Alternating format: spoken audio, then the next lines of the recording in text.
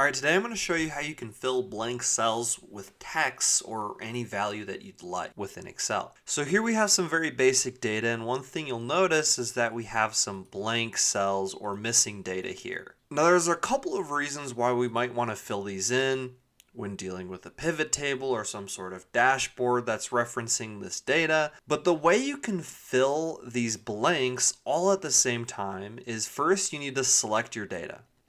So we have all of our data selected, which includes all of the blank values that we have. Go up to the Home ribbon, go over to Editing, and hit Find and Select.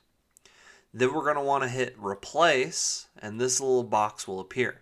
So basically what we need to do is tell Excel, hey, we want to find all the blank values, which in this case, we'll leave this blank. You don't need to add anything here.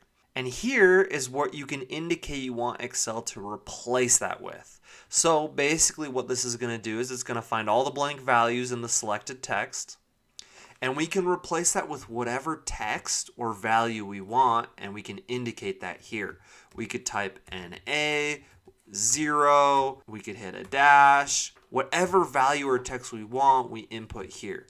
In this case, we'll just do NA, and then once we hit Replace All, that's going to find all the blanks. Excel's going to tell you all the replacements that were made, so 5 total.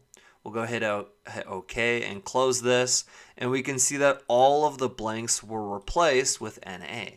That's how you can fill blank cells with text or other values within Excel. Thank you so much for watching. Please don't forget to subscribe, smash the like button, and have a great rest of your day.